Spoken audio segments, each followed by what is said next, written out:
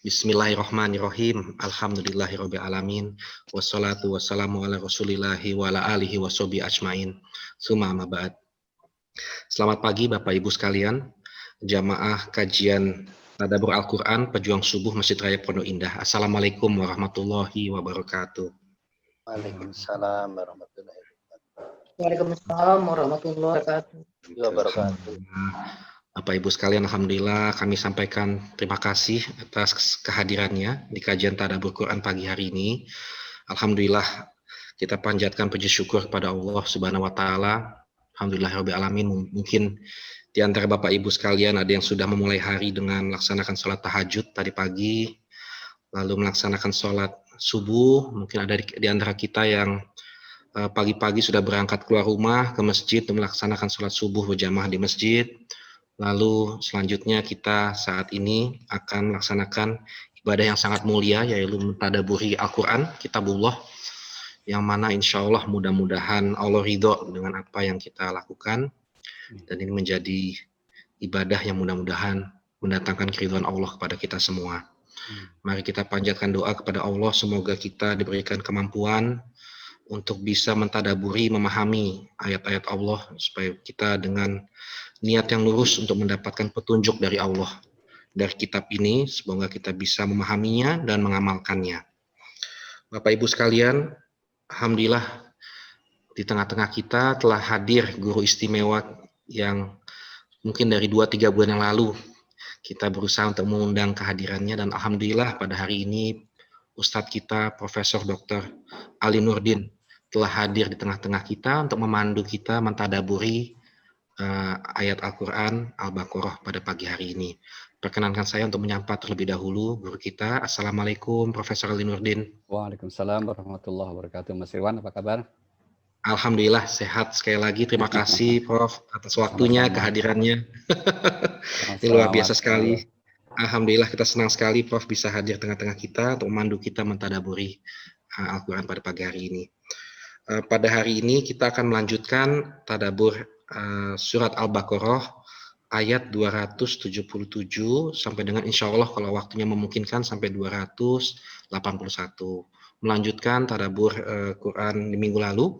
Untuk Bapak Ibu yang mungkin tidak hadir di kajian kita minggu lalu, kita alhamdulillah minggu lalu membahas beberapa ayat, di mana di satu sisi kita melihat ada seseorang yang sangat fokus sekali dengan masa depannya di akhirat, dengan menginfakkan hartanya di siang dan malam, terang-terangan dan diam-diam, dan dia mendapatkan kompensasi yang baik dari Allah, tidak perlu sedih dan khawatir. Lalu di sisi lain juga Allah membicarakan bagaimana ada seseorang yang sangat fokus untuk menumbuhkan uangnya di siang dan malam hari dengan melakukan riba, yang mana Allah sangat benci sekali, dan di mana Allah menerangkan bahwa riba itu tidak sama dengan jual beli, dan Allah membasmi riba, dan Allah menyuburkan sedekah.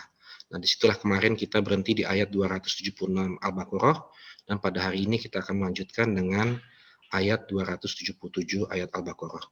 Nah, untuk mempersingkat waktu, itu waktu dan tempatnya kami persilahkan kepada Ustadz Profesor Ali Nurdin. Silakan Pak Ustadz. Bismillahirrahmanirrahim. Assalamualaikum warahmatullahi wabarakatuh. Waalaikumsalam warahmatullahi wabarakatuh. Alhamdulillah, salatu wassalamu ala rasulillah wa ala alihi wa sahbihi mawalah, la hawla la quwwata illa billah. Allahumma faqina fid din wa alimna ta'wil, amma ba'd.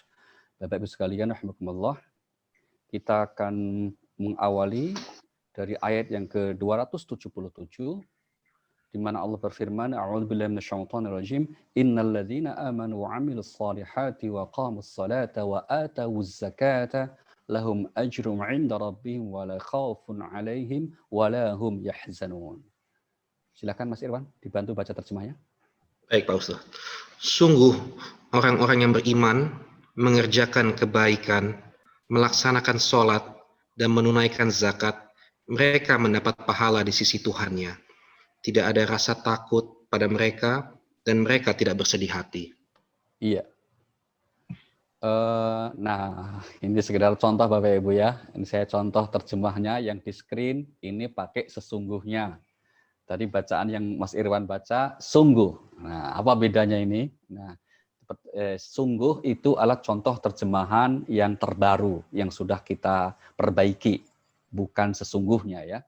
Jadi ini kalau sesungguhnya itu masih terjemahan versi lama ini. Sesungguhnya orang-orang yang beriman. Tapi yang tepat adalah sungguh. Karena apa? Inna di situ untuk menguatkan. Huruf tertujuan untuk menguatkan. Sungguh ya. Kenapa demikian? Karena ini untuk menguatkan informasi sebelumnya di atas di ayat sebelumnya, yaitu ayat yang ke-276 dikatakan bahwa tadi sudah disinggung bahwa Allah menghancurkan riba dan menyuburkan sedekah. Nah, mungkin ada orang yang ragu dengan hal itu. Mungkin ada orang yang masih penasaran atau tidak percaya. Maka Allah melanjutkan dengan pernyataan sungguh. Ya, sungguh apa yang dikatakan di atas itu benar adanya. Dan orang yang kemudian mau memperbanyak sedekah, itulah menjadi salah satu ciri orang-orang yang beriman dan beramal soleh. Itu kira-kira munasabah. Munasabah itu korelasi ayat sebelumnya demikian. Sehingga bukti bahwa orang itu beriman, bukti bahwa orang itu memang ingin mengerjakan amal soleh, nah, itulah sebagai tanda ya, sebagai tanda utama dia mengutamakan untuk menyuburkan hartanya dengan bersedekah. Nah, para ulama saya kira sepakat, kemarin juga mungkin sudah dibahas, bahwa yang dimaksud menghancurkan riba dalam konteks fungsinya, dalam konteks hilang keberkahannya. Hangus, kalau mungkin bendanya, nominalnya boleh jadi masih tetap ada, bahkan bertambah dengan orang yang menggunakan atau memainkan riba ini. Tapi pasti akan hilang keberkahannya. Tapi yang bisa subur, bertambah keberkahannya itu kalau orang kemudian bersedekah. Maka itulah Allah katakan, sungguh orang-orang yang beriman dan beramal salih, diantaranya dengan istiqomah bersedekah itu, mereka akan mendapatkan apa? Nah, mereka akan mendapatkan pahala di situ hanya satu. Yang kedua apa? Perasaan ketenangan, perasaan kedamaian. Buktinya Pak, la khaufun 'alaihim wa la hum yahzanun. Tidak ada ketakutan buat mereka dan tidak ada kesedihan. Baik. Mari kita lihat sedikit Bapak Ibu. Kenapa Al-Qur'an selalu menggandengkan kata amanu dengan wa amilus sholihat. Nah, di sini salah satu penjelasannya adalah kalau kata amanu digandeng dengan amilus sholihat, maka itu adalah faktor internal, faktor keyakinan, faktor niat. Maka di sini adalah iman yang dimaksud adalah sebuah keyakinan, yakini bahwa perbuatan itu semata-mata untuk meraih ridha Allah, maka disebutnya amanu. Gitu ya. Karena apa? Karena yang akan menjadi penentu nilai kelak di akhirat itu adalah amanu. Orang yang beramal soleh, berbuat kebaikan, amal soleh salah satu pengertiannya adalah segala aktivitas yang maslahat untuk sesama, ya kan? Atau menghindari madharat. Itu kalau tidak dilandasi dengan iman, maka Allah sempurnakan balasannya di dunia. Tidak di akhirat. Mari kita lihat contoh ayatnya. Surah nomor 18, surah nomor 18, ayatnya yang ke-105, Allah berfirman di ayat ini, ulaikal ladzina kafaru bi ayati rabbihim wa liqa'ihi fahabitat a'maluhum fala nuqimu lahum yaumal qiyamati wazna. Silakan Mas Iwan, terjemahannya. Mereka itu adalah orang yang mengingkari ayat-ayat Tuhan mereka dan tidak percaya terhadap pertemuan dengannya. Maka sia-sia amal mereka dan kami tidak memberikan penimbangan terhadap amal mereka pada hari kiamat. Iya, sia-sia amal mereka. Dan tidak akan ditimbang lagi, amal kebaikan yang pernah dilakukan di dunia tidak akan ditimbang. Kenapa? Karena sudah sia-sia, sudah hilang, tidak akan. Memang motif orang-orang yang berbuat kebaikan yang dilandasi atau tidak dilandasi dan keimanan, itu tentu saja macam-macam. Ada yang karena humanisme, ada yang karena mungkin memperjuangkan idealisme nilai-nilai di dunia ini. Dan itu semuanya Allah tidak akan menyia-nyiakan. Allah akan memberi balasan, tapi itu balasan sempurna di dunia. Dan untuk di akhirat hanya orang-orang yang beramal soleh, berbuat kebaikan yang dilandasi dengan keimanan. Itulah mengapa sekali lagi harga iman Bapak Ibu itu sangat mahal. Tapi ketahuan mahal ini setelah di akhirat ya. Kalau di dunia ini ya antara orang beriman tidak terlalu kelihatan gitu. Karena apa? Tidak sedikit orang yang tidak beriman bahkan mungkin mereka sukses di dunia ini. Maka Allah pesan wanti-wanti jangan menilai ridhonya Allah karena faktor materi di dunia ini. Karena itu Allah sangat adil diberikan kepada siapa saja yang ingin berusaha. Termasuk kalau ada orang yang berbuat kebaikan di dunia, yaitu dengan bersedekah dalam tanda ketik, yaitu bersosial, misalnya filantropi ya, menyumbang kemanusiaan yang begitu banyak. Kita tahu nama-nama beken di dunia yang mereka tokoh-tokoh filantropi, Allah sempurnakan balasannya di dunia. Dan di akhirat tidak mendapat bagian. Tapi biarlah itu menjadi renungan kita. Kita tidak usah menilai mereka misalnya dengan mengatakan kamu baik tapi sia-sia amal kamu. Tidak boleh. Itu adalah wilayahnya Allah Subhanahu wa taala. Jadi kita posisikan yang itu memang wilayahnya Allah, biarlah kita serahkan kepada Allah Subhanahu wa taala. Kita tidak usah magang menjadi Allah untuk menilai amalnya orang. Ya, ini saya kira menjadi patokan kita bersama. Maka kita temukan di Al-Qur'an bahwa harga iman itu mahal sekali. Mari kita lihat contohnya adalah di surah nomor 3 Ali Imran ayat yang ke-91, ini daftar harga iman. Innal ladzina kafaru wa matu hum kuffarun fala yuqbala min ahadihim mil'ul ardi dhahaban wa la yuftada bih. Ulaika lahum 'adzabun alim wa ma lahum min nasirin. Sungguh orang-orang yang kafir dan mati dalam kekafiran tidak akan diterima tebusan dari seseorang di antara mereka sekalipun berupa emas sepenuh bumi, sekiranya dia hendak menembus diri dengannya. Mereka itulah orang-orang yang mendapat azab yang pedih dan tidak memperoleh penolong. Iya, sungguh orang-orang yang tidak punya iman, tidak membawa iman sampai dia meninggal, maka di akhirat dia ingin dimasukkan di golongan sebagai orang-orang beriman. Tapi tentu saja itu tidak bisa. Bahkan seandainya orang tersebut ingin menebus imannya dengan harga emas sepenuh bumi, kata Allah apa? Tidak diterima. Berarti harga emas itu lebih mahal, harga iman itu lebih mahal daripada emas sepenuh bumi. Berapa itu ya? Maka bersyukurlah. Maka sering kita misalnya kita mendengar ungkapan orang berkata ketika di pembukaan penyampaian misalnya dia katakan kita bersyukur atas nikmat iman, nikmat Islam. Kenapa? Ini memang nikmat yang paling berharga. Nikmat yang lain itu, apakah itu materi, apakah itu kepandaian, apakah itu jabatan, nggak ada nilainya kalau tidak ada keimanannya. Maka kita sering kasih ilustrasi, iman itu ibarat angka 1, yang lain itu 0. Kalau angka 1 ini ditambahi, oh dia kaya, tapi beriman, maka nilainya 10. Oh pintar juga, maka nilainya 100. Jabatannya tinggi juga, maka nilainya 1000. Deret 0 ini akan bernilai kalau ada imannya.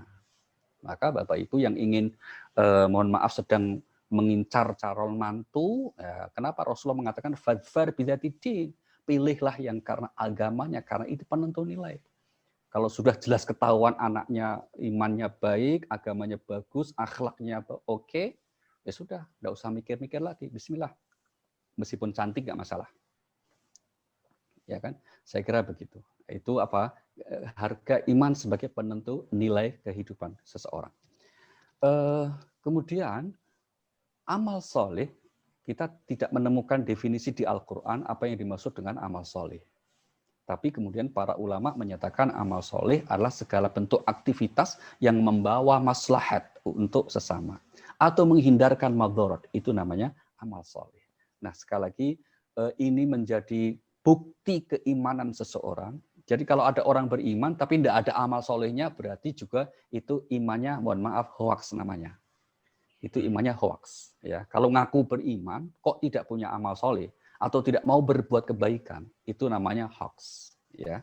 Sekarang mari kita lihat bagaimana peta konsep Al-Quran itu letak iman dan amal soleh di seperti apa. Kita lihat misalnya di surah nomor 14, ya. Ayat yang ke-24-25 Allah membuat perumpamaan A'udzubillahi minasyaitonir rajim. Alam tara kaifa daraballahu masalan kalimatan thayyibah kasyajaratin thayyibah asluha sabit wa far'uha fis sama' tu'ti ukulaha kulla hinin bi'idni rabbiha.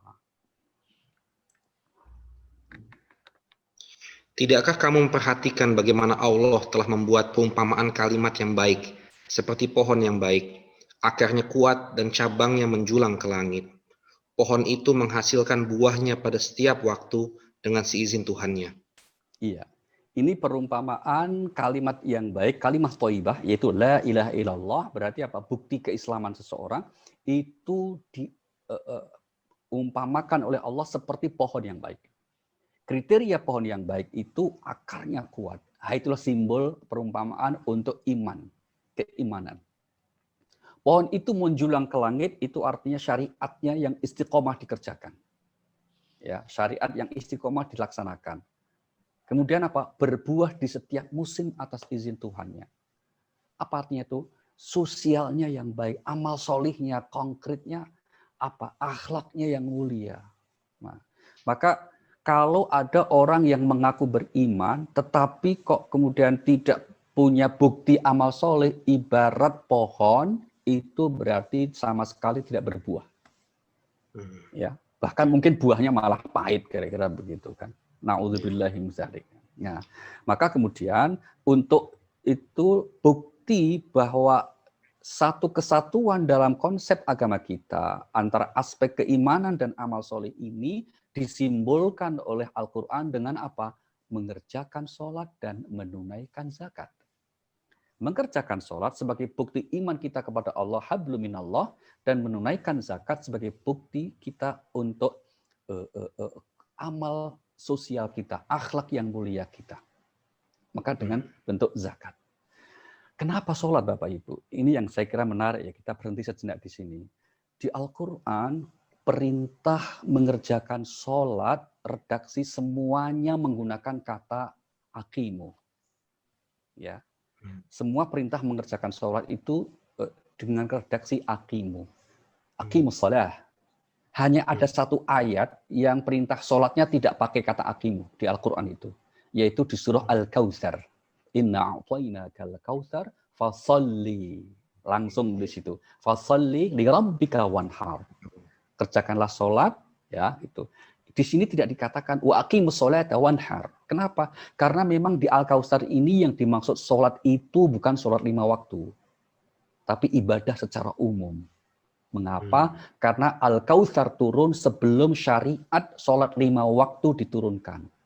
Karena ulama sepakat bahwa perintah waktu sholat yang 5 itu turun ketika Nabi Isra dan Mi'raj. Dan itu tahun 10 kenabian. Sedangkan Al-Kautsar di awal-awal kenabian sudah turun. Setelah Al-Alaq, setelah beberapa surah berikutnya, Al-Kautsar termasuk kelompok yang awal turun. Baik, kenapa aqimus shalah? Terjemahannya sering kita terjemahkan dengan apa? Dengan mendirikan sholat. Ini satu bentuk terjemahan yang kurang tepat Bapak Ibu. Karena kata qama yaqumu qawaman tidak berakar kata dengan makna dirikan atau mendirikan, tapi berakar kata dari kata qawama yang maknanya satu akar dengan kata qawama, kiwamah, mustaqim. Yang artinya apa? Kerjakan sholat itu dengan baik, benar, dan konsisten. Itu tuntutan dari perintah aqimu. Jadi bukan sekedar harus baik, tapi juga harus istiqomah. Bukan sekedar harus istiqomah, tapi juga harus baik. Maka tuntutannya aqimus shalah. Baik, itulah mengapa kita sering mendengar ungkapan yang mayoritas menyebut ini sebagai hadis yang kita percaya bahwa as-sholatu imaduddin, sholat itu tiang agama. Kenapa disebut tiang Bapak Ibu? Mari kita lihat rukun Islam ada 5. Perhatikan rukun Islam, bukan rukun Muslim. Rasulullah mengatakan itu arkanul Islam atau bunyal Islam ala khamsin, bukan bunyal Muslim. Karena kalau disebut rukun Muslim, maka itu berarti semua harus dikerjakan oleh seorang Muslim. Karena tidak sah kemuslimannya kalau tidak mengerjakan kelima-limanya itu. Itu namanya rukun Muslim. Tapi kalau disebut rukun Islam, maka ya ada yang mengerjakan, ada yang tidak. Contoh misalnya zakat. Zakat diwajibkan hanya bagi yang mampu. Yang tidak mampu tidak wajib zakat meskipun dia seorang muslim. Puasa dikerjakan bagi yang mampu. Yang sedang sakit, yang sedang uzur, boleh tidak puasa. Kalau mampu dia bayar fidyah. Demikian halnya juga haji. Al-Quran menegaskan hanya untuk orang yang mampu mengerjakannya. Tetapi untuk sholat, nah tidak ada itu persyaratan mampu itu. Siapapun harus lakukan. Sesuai dengan kemampuannya. Yang mampunya dengan duduk karena sakit, ya duduk. Yang mampunya karena berbaring, berbaring. Dalam perjalanan sesulit apapun tetap harus dikerjakan. Ada fasilitas jamak dan qashar. Bahkan Bapak Ibu, di Al-Quran kita temukan ya, sedang dalam situasi perang itu pun, itu sholat harus tetap dikerjakan. Dengan ketentuan-ketentuan fikih tersendiri. Misalnya apa? Kalau jamaah sholat sedang perang, jangan bareng-bareng. Harus salah satu kelompok ada yang menjaga. Salah satu kelompok ada yang sholat. Bagi tugas. Kenapa demikian? Karena pentingnya ibadah sholat ini. Maka Bapak Ibu, pesankan kepada anak-anak kita, dan itu yang diminta Nabiullah Ibrahim alaihissalam. Ya, di surah nomor 14 ayat yang ke-40. Doa Nabi Ibrahim untuk keturunannya apa? Rabbi ja'alni muqimas salati wa min dzurriyyati. Rabbana wa taqabbal du'a. Ya Tuhanku, jadikanlah aku dan anak cucuku orang yang tetap melaksanakan sholat. Ya Tuhan kami, perkenankanlah doaku. Pesankan untuk anak-anak kita, Bapak. Pergi kemanapun, mau melakukan apapun, jadi apapun, sepanjang itu tidak melanggar syariat, silakan.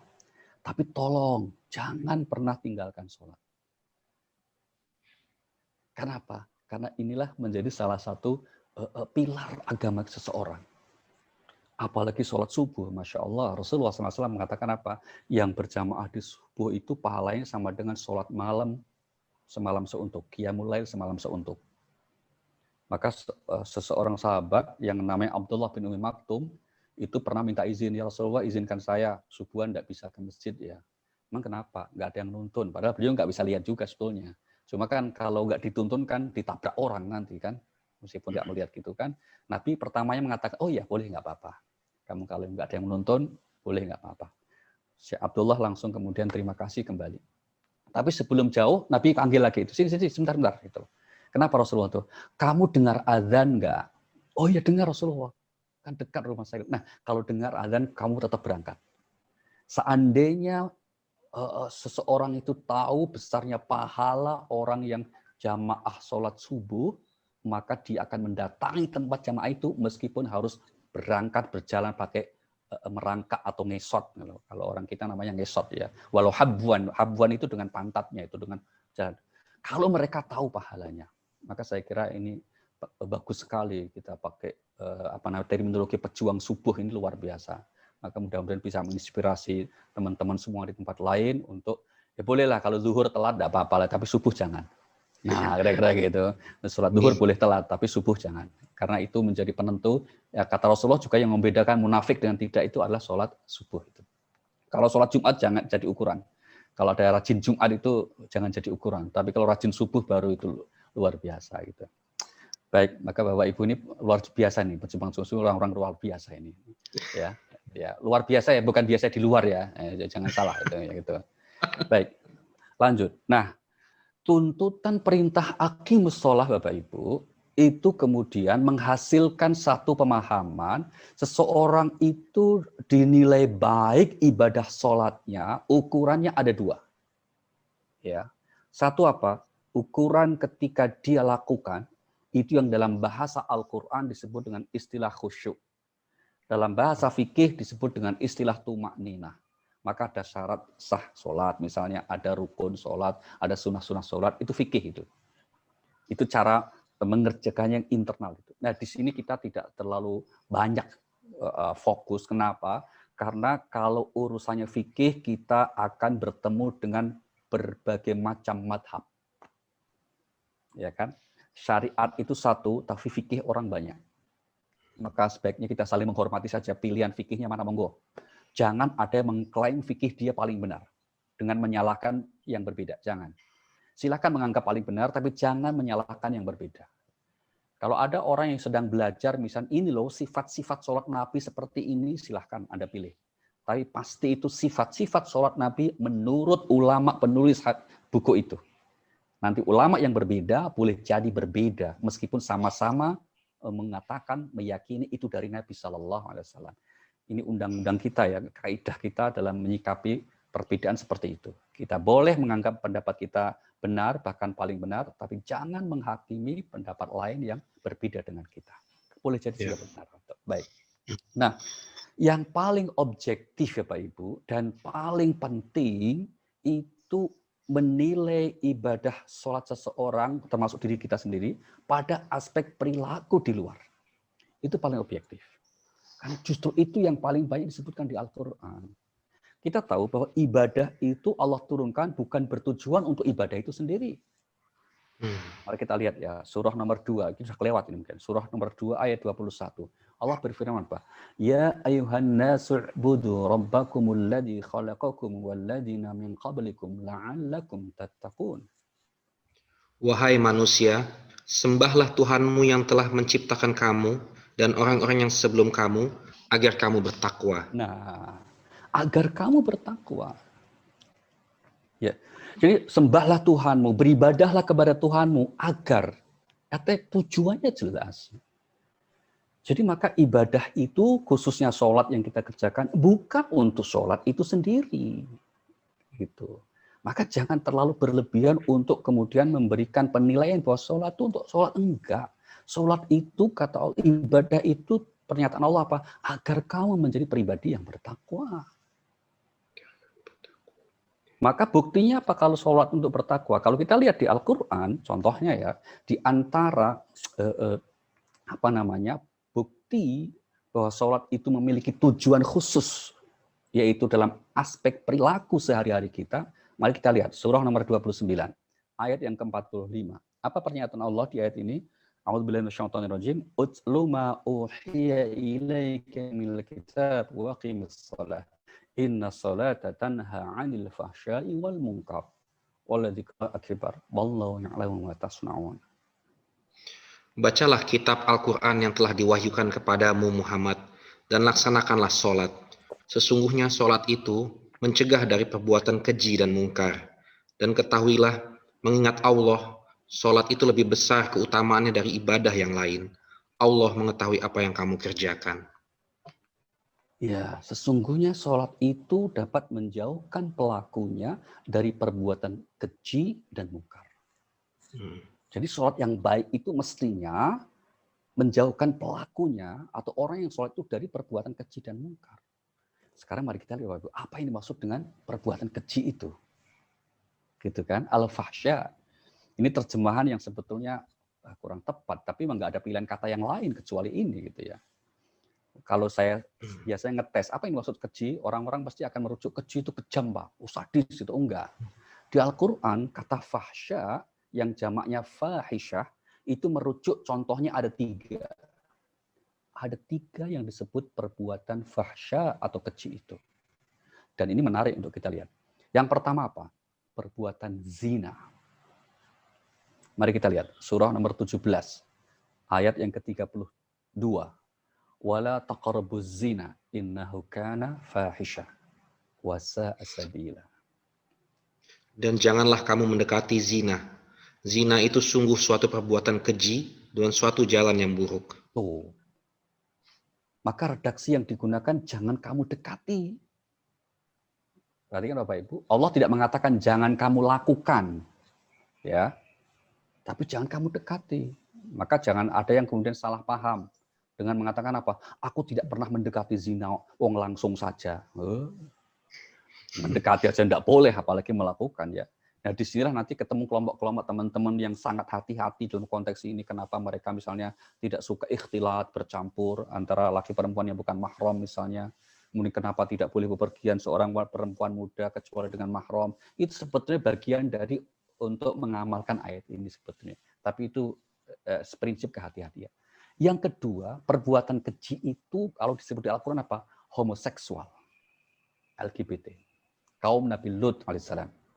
Mari kita lihat. Surah nomor 7 Al-A'raf ayat yang ke-80.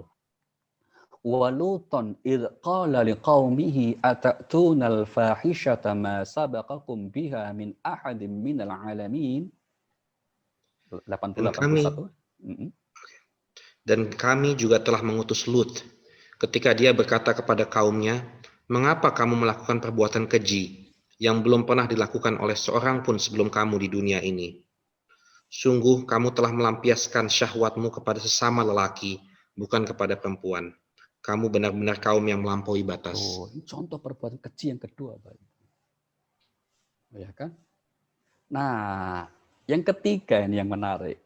Perbuatan keji yang dimaksud di Al-Quran nggak terpikir ini dengan dua hal ini ya, tapi yang menarik. Mari kita lihat nih, nanti kita kaitannya dengan sholat. Saya yakin kalau orang sholatnya istiqomah, insya Allah dijauhi dari perbuatan keji yang pertama kedua ini. Insya Allah nggak akan berzina, insya Allah apalagi yang homoseksualnya itu. Tapi kemungkinan besar tidak bisa selamat dari yang ketiga ini. Apa itu perbuatan keji yang ketiga? Nanti kita kaitkan dengan sholat. Mari kita lihat ayatnya. Surah nomor 2, Al-Baqarah. Ayat 268. Allah nyatakan di ayat ini. Asy-syaitan ya'idukumul faqra wa ya'murukum bil fahsya. Wallahu ya'idukum maghfiratan minhu wa fadla wallahu wasi'un alim. Setan menjanjikan menakut-nakuti kemiskinan kepadamu dan menyuruh kamu berbuat keji, kikir. Sedangkan Allah menjanjikan ampunan dan karunia-Nya kepadamu dan Allah Maha Luas, Maha Mengetahui. Ini Bapak Ibu. Setan menakut-nakuti kamu dengan kemiskinan, ya, maka logikanya setan itu apa? Kamu jangan sedekah, kamu jangan infak, karena kamu nanti jadi miskin. Maka sebaiknya kamu itu berbuat keji dalam kurung kikir. Nah, maka keji yang dimaksud di sini apa? Kikir, pelit, bakhil. Itu pengertian keji yang ketiga. Dan disitulah Allah mengecam kalau ada orang yang sudah mengerjakan sholat, kok pelit, kok kikir, maka dianggap sholatnya tidak bermutu, tidak berkualitas blas. Dikatakan dengan anggapan apa? Celaka kamu sholat. Fawailul lil musallin. Ya kan, di surah Al-Ma'un Bapak Ibu, nggak usah dibaca Mas Irwan, udah hafal semua nih anggota ini ya. Fawailul lil musallin. Celakalah orang-orang yang sholat. Loh, wong sudah sholat disebut celaka. Nah, ini juga menarik Bapak Ibu. Ayat ini mengatakan fawailul lil musallin. Tidak dikatakan fawailul lil muqimis sholah. Celakalah orang yang mengerjakan sholat dengan baik, enggak. Maka kata Umar bin Khattab mengatakan apa? Katsirun minal musallin wa qalilun minal muqimis sholah. Banyak orang yang sholat tapi sedikit yang aqimus sholah. Nah, ya. Banyak orang yang mengerjakan sholat, tapi sedikit orang yang aqimus sholah. Kenapa? Tuntutan orang yang aqimus sholah itu diantaranya tadi. Jauh dari aneka macam perbuatan keji dan mungkar, dan terutama apa? Sosialnya baik, perilaku akhlaknya mulia. Jadi kalau ada orang yang sudah mengerjakan sholat, tapi kemudian perilaku akhlaknya buruk, apalagi pelit, ya, tidak empati kepada sesama, tidak tenggang rangsang kepada orang lain. Oleh Al-Quran dikatakan, celakalah dia sholat. Apa dalilnya? Lanjutan ayat Al-Ma'un, Bapak Ibu. Alladzina hum an sholatihim sahun. Ayat ini tidak mengatakan alladzina hum fi sholatihim sahun. Tidak. Seandainya bunyi ayat itu begitu, yaitu celakalah orang yang sholat, orang yang lalai di dalam sholatnya, itu kalau pakai fi ya, maka kita sering kena. Kalau kita sholat kan terkadang ingat kerjaan, ingat kantor, ingat keluarga, ingat masakan. Itu semua ya, itu semua tidak termasuk yang dikecam oleh ayat ini. Enggak, karena Allah tidak menggunakan alladzina hum fi. Maka santai aja, tenang ya. Kita banyak teman yang kayak gitulah, tenang aja gitu itu. Ya, tetapi yang dikecam itu kalau orang sudah sholat, mereka lalai terhadap makna sholatnya. Siapa mereka itu? Fadzalikal ladzi yad'ul yatim wa la yahudzu ala ta'amil miskin. Mereka sudah sholat tapi tidak peduli terhadap anak yatim dan fakir miskin. Itulah tuntutan aqimus shalah, Bapak Ibu. Ya, tuntutan aqimus shalah. Nah, perbuatan mungkar, apa itu mungkar? Oke, ini sekilas saja ya. Mungkar itu segala perbuatan buruk yang melanggar syariat, yang merugikan orang lain. Itu namanya mungkar. Maka prinsip masyarakat yang baik itu harus tegak amar ma'ruf, nahi mungkar. Kalau ada orang yang tidak mengerjakan sholat, itu disebutnya orang yang berbuat dosa. Tapi bukan mungkar. Karena kalau mungkar itu merugikan orang. Contoh misalnya perbuatan mungkar itu apa? Ya mohon maaf, korupsi. Atau yang paling simpel, ada perbuatan mungkar yang belum tentu dosa. Karena tidak ada ayat yang dilanggar. Contohnya apa? Kita di jalan raya membawa mobil atau kendaraan. Lampu merah ada. Ya kan? Orang melanggar lampu merah itu perbuatan mungkar. Tapi belum tentu dosa. Karena kita susah juga nyari ayat tentang lampu merah, kan susah juga. Kira-kira gitu kan. Nah itu. Tapi itu jelas membahayakan orang, maka harus dicegah. Maka itulah prinsipnya amar ma'ruf nahi mungkar. Yang menarik, Al-Quran itu menegaskan satu masyarakat itu harus ada kelompok yang seperti itu. Yaitu yang menegakkan prinsip amar ma'ruf nahi mungkar. Kita ambil contoh misalnya di surah 3 ayat 104. Wa takum minkum ummatu yad'una ilal khair wa ya'muruna bil ma'ruf wa yanhauna 'anil munkar wa ulaika humul muflihun. Dan hendaklah di antara kamu ada segolongan orang yang menyeru kepada kebajikan, menyuruh berbuat yang makruf, dan mencegah dari yang mungkar. Dan mereka itulah orang-orang yang beruntung. Baik, terima kasih. Mari kita lanjutkan Bapak Ibu. Di ayat ini kemudian Allah nyatakan dan orang-orang yang menunaikan. Nah ini atuz zakah atau di dalam rosam ini dipakai kata redaksi wa'al tahu zakah. Bukan sekedar membayar ya, maka terjemahnya kita menunaikan. Kalau sekedar membayar itu apa? Membayar itu ya dia kerjakan, pokoknya dikeluarkan, itu namanya membayar. Tapi yang dituntut dari zakat ini kita menunaikan dengan semaksimal mungkin, sesempurna mungkin.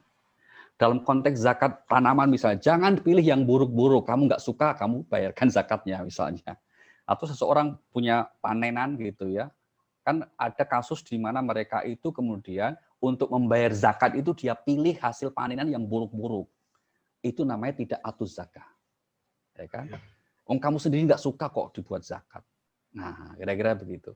Nah, maka tuntutan atuz zakah atau atuz zakah itu niat kita harus ikhlas dan kita tunaikan dengan sebaik mungkin, dan yang penting apa? Kita memberikannya kepada orang yang berhak dengan skala prioritas. Ada 3 syaratnya ya. Pertama apa? Ikhlas kita dalam menunaikan. Ini sudah dibahas mungkin di sebelumnya, bahwa kalau kita menunaikan infak sedekah apalagi zakat tidak ikhlas, maka itu akan dianggap sia-sia. Tapi seandainya kita belum ikhlas, tetaplah untuk ditunaikan. Karena apa? Membayar zakat, infak, sedekah yang belum sepenuhnya ikhlas, itu masih lebih baik ketimbang yang tidak membayar zakat karena takut tidak ikhlas. Nah, saya ulangi ya Pak Ibu ya. Ada orang yang ketika diajak untuk berinfak, dia katakan, oh daripada sia-sia infak saya belum ikhlas, nanti lain kali. Itu buruk sekali itu. Itu buruk. Amal seperti infak itu, meskipun kurang ikhlas, ada dampak manfaatnya tetap. Misalnya kita berinfak sekarang ini karena mungkin pengen ya, mohon maaf ya, pengen konten gitu ya, isi konten gitu di media sosialnya misalnya gitu ya. Itu masih lebih baik ketimbang yang pelit gitu loh maksudnya. Karena apa? Karena orang yang kalau tetap beramal meskipun kurang ikhlas, nanti itu bisa ditobati dengan memohon ampun kepada Allah. Ya Allah, ampunilah kalau ada infak sedekahku, zakatku yang kurang ikhlas. Tolong terima ya Allah. Tapi kalau orang tidak punya amal sama sekali karena takut tidak ikhlas, tidak punya amal, terus kemudian minta ampun, ya Allah ampuni dan terimalah apanya, terima nggak punya kok. Ya kan, nggak punya amal kok disuruh terima apa? Tentu yang ideal sekali lagi dengan ikhlas, itu yang ideal. Tuntutan agama kita melaksanakan perintah agama itu dengan ikhlas.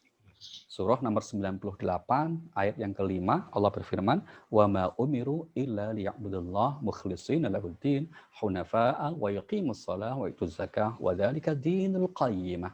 Surah Al-Bayyinah, surah 98 ayat 5. Padahal mereka hanya diperintah menyembah Allah dengan ikhlas mentaatinya semata-mata karena menjalankan agama, dan juga agar melaksanakan sholat dan menunaikan zakat. Dan yang demikian itulah agama yang lurus. Nah, apa ciri orang yang dinilai ikhlas dalam konteks beramal sosial, berinfak, termasuk berzakat, Bapak Ibu? Jawabannya ada di surah 76, ayatnya yang ke-9.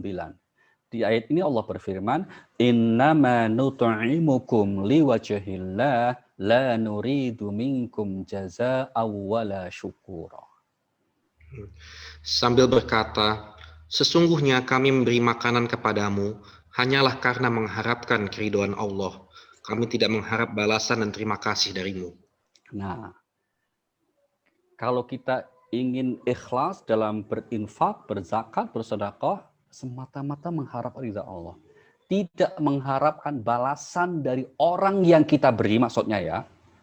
Balasan kita harapnya kepada Allah. Maka kalau ada yang bertanya, bolehkah Pak saya berinfak, bersedekah dengan niat supaya kemudian misalnya hajat saya tercapai, urusan saya dimudahkan, diberikan balasan pahala yang berlipat? Jawabannya tentu boleh, karena itu semuanya bagian yang dijanjikan oleh Allah Subhanahu wa taala. Kan tidak masalah. Ya, yang tidak boleh itu kalau mengharap balasan dari yang kita beri. Orang yang kita beri nggak boleh. Ini saya kasih ya. Ini infak saya, tapi jangan lupa 9 Desember coblos nomor 2. Nah, misalnya kira-kira gitu ya. Itu namanya itu bukan infak, tapi serangan fajar. Beda itu, ya kan? Karena apa? Ada pamrih minta balasan dari yang diberi. Itu nggak boleh seperti itu. Ya. Yang kedua, Pak, jangankan balasan, bahkan ucapan terima kasih pun tidak diharapkan. Tapi ingat, ini etika untuk orang yang beramal.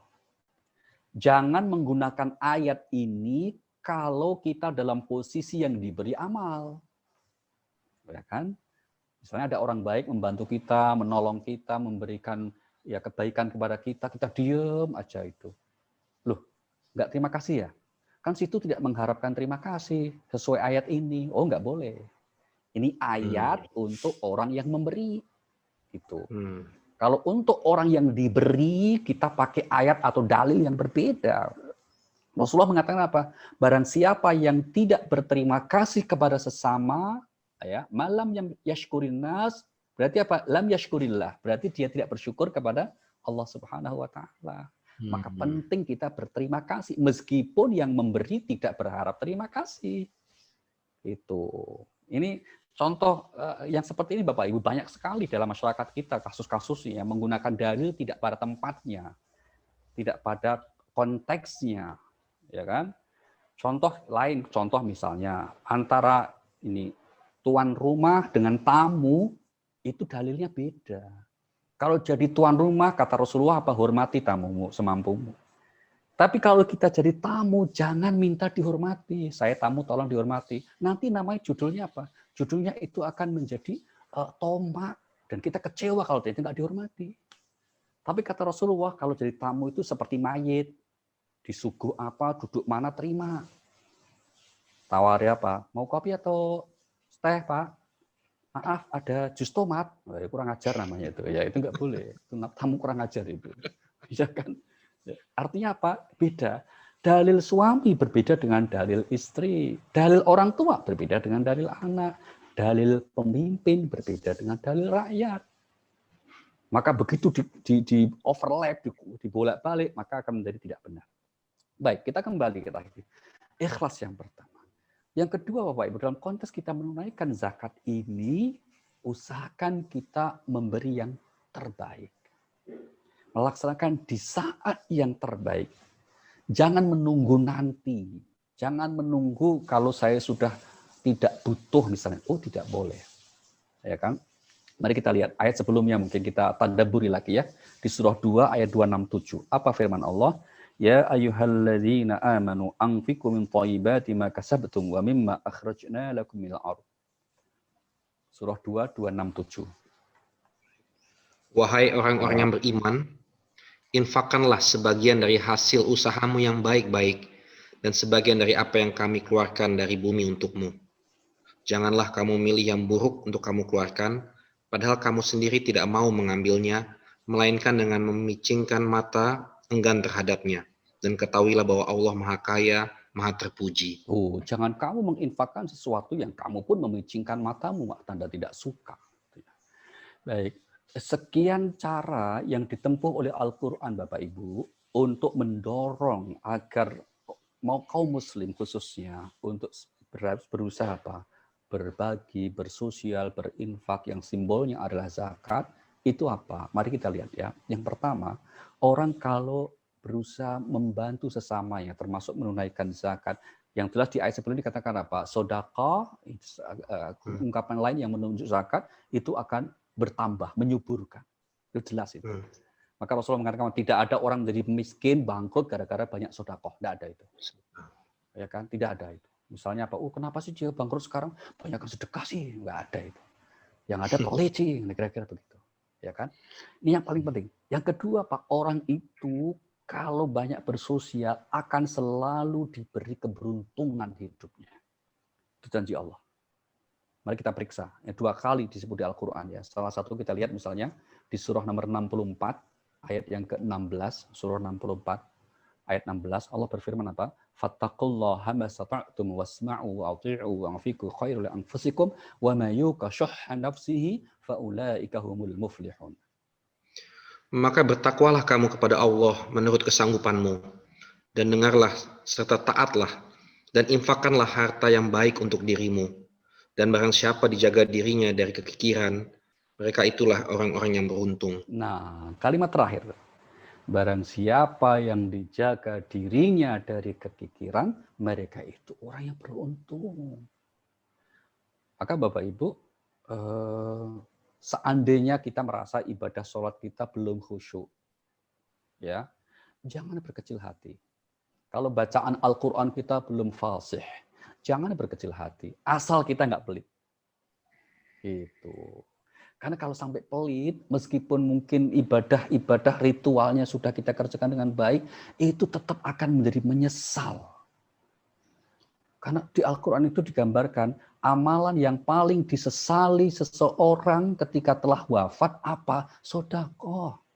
Ya. Mohon maaf, bukan umroh atau haji. Bukan zikir. Tapi apa? Sedekah. Perhatikan surah 63. Surah 63, ayat yang ke-10. Apa firman Allah? Wa anfiqu mimma razaqnakum min qabli ay ya'tiya ahadakumul maut wa yaqul rabbi laula akhartani ila ajalin qarib fa asaddaqa wa akum minas salihin. Dan infakkanlah sebagian dari apa yang telah kami berikan kepadamu sebelum kematian datang kepada salah seorang di antara kamu.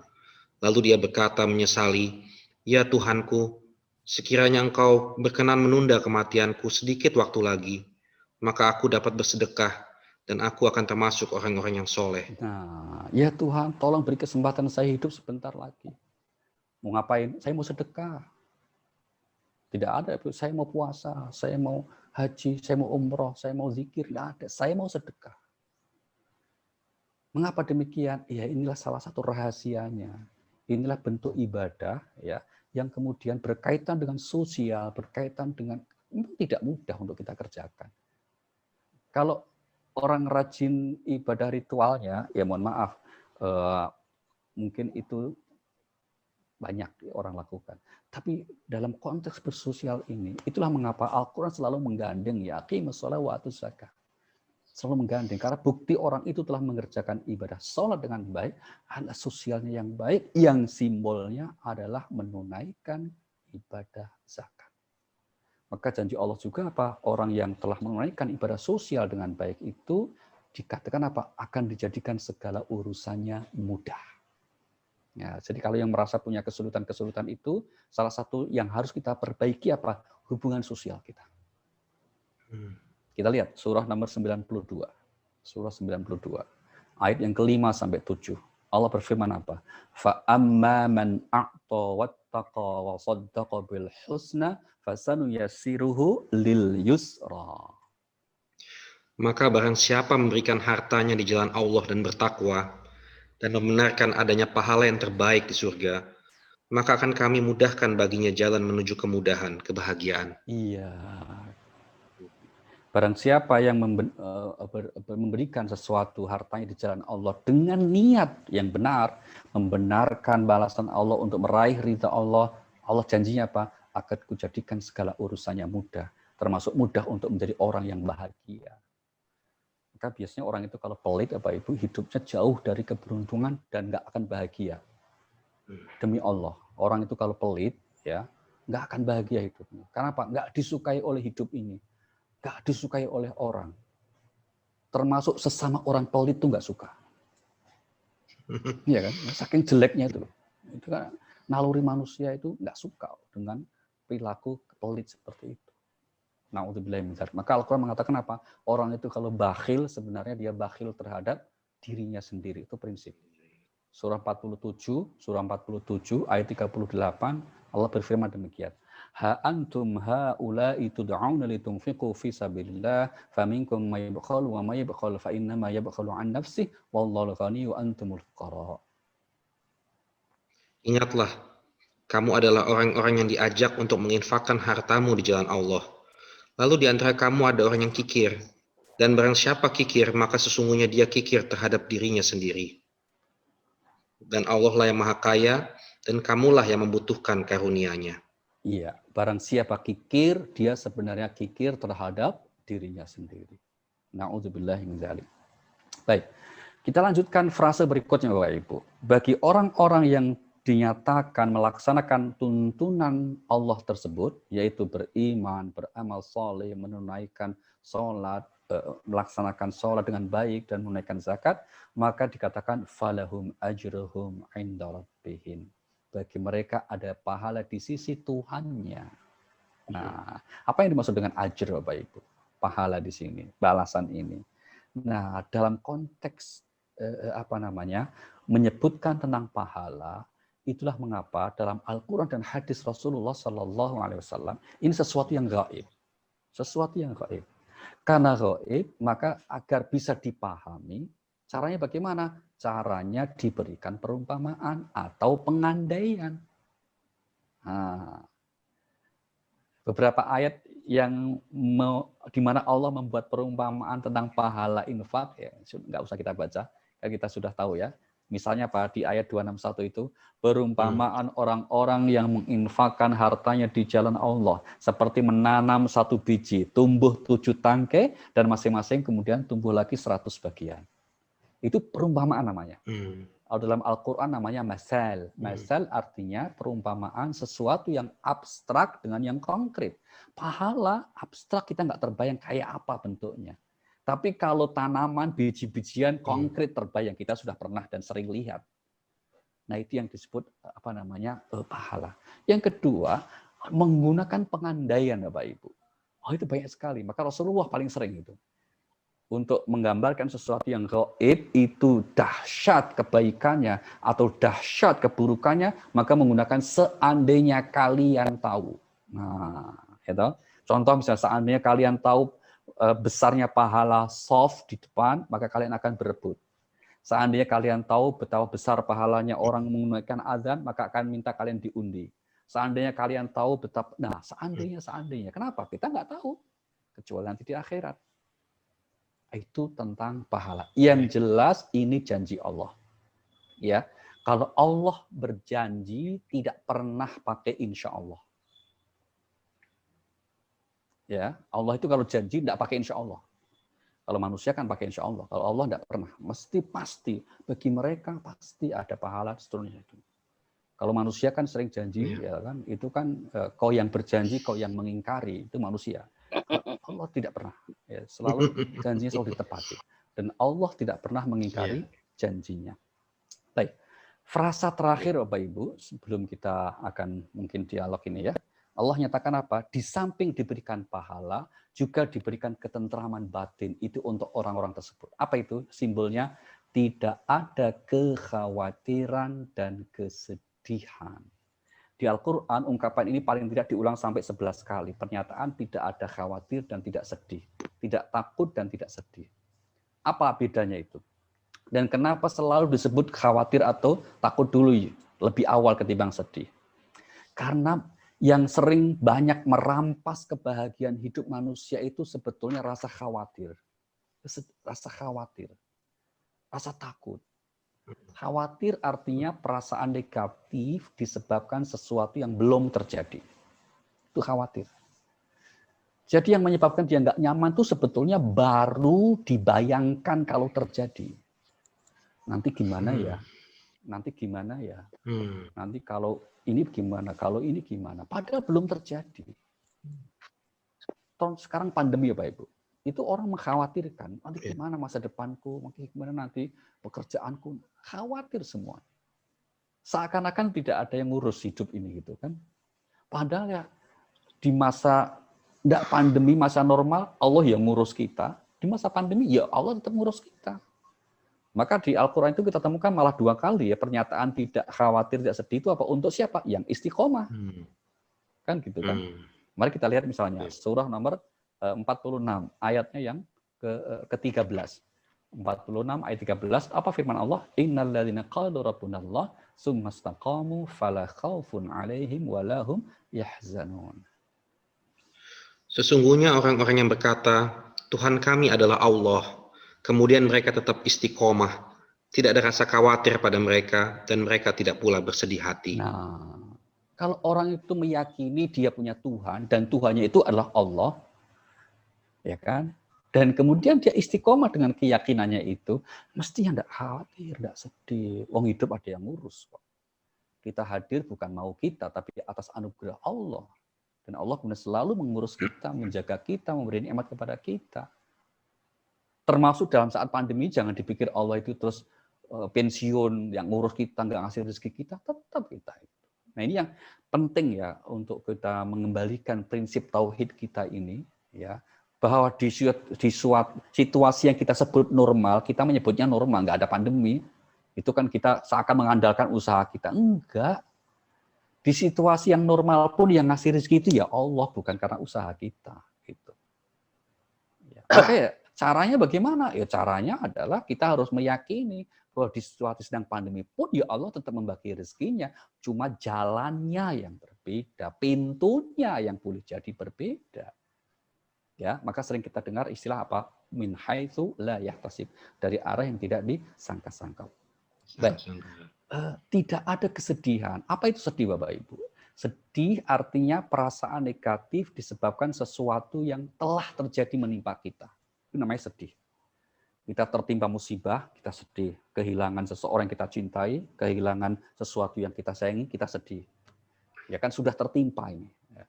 Nah, bagi orang yang kemudian menjalankan tadi beriman, beramal soleh, menunaikan sholat dengan baik, maka dikatakan apa? Tidak akan ada kekhawatiran dan kesedihan.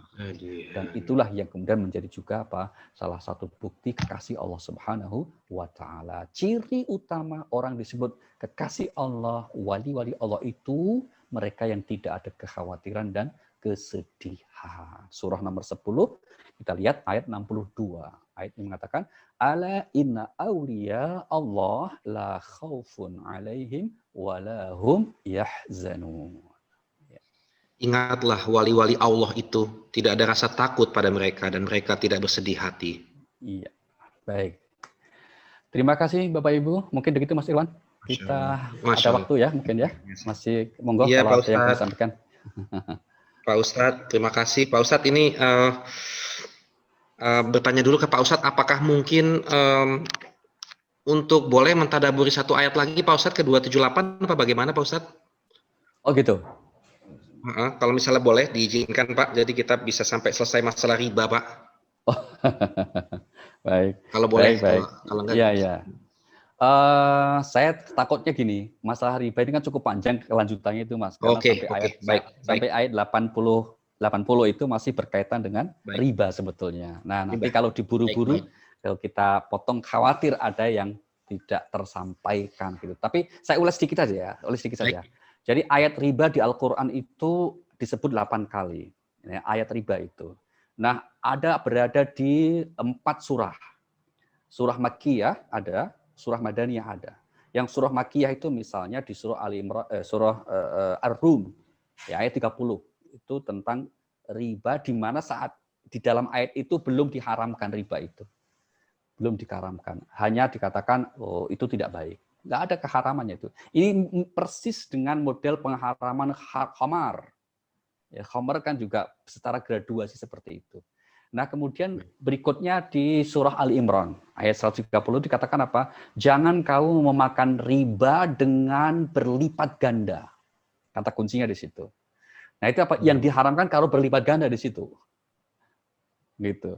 Nah, baru kemudian di surah An-Nisa dan juga di surah Al-Baqarah inilah bagian yang terakhir yang mutlak mengatakan, wahai orang-orang yang beriman, bertakwalah kepada Allah dan jauhilah riba.